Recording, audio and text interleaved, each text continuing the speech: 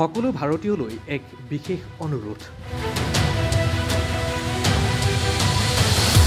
আপোনাৰ চহৰত যদি ভাৰতীয় সেনাই বিশেষ কোনো কাৰ্যকলাপ কৰি আছে তেন্তে ভুলতো মোবাইলত ৰেকৰ্ডিং কৰি ছ'চিয়েল মিডিয়াত আপলোড নকৰিব, কিয়নো এই সময় যথেষ্ট স্পৰ্শকাতৰ।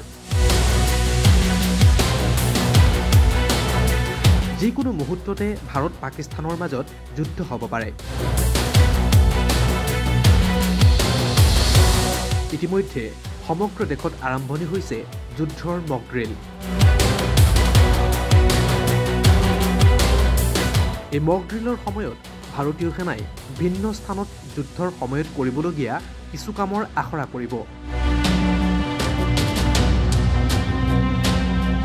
যদিহে এই আখৰাৰ ভিডিঅ' ছ'চিয়েল মিডিয়াত আপলোড কৰে তেন্তে যিকোনো মুহূৰ্ততে এই ভিডিঅ' গৈ শত্ৰুৰ হাতত পৰিব পাৰে আৰু তেতিয়া শত্ৰুৱে গম পাব আমাৰ সেনাৰ ভিতৰুৱা বহু ৰণনীতিৰ কথা।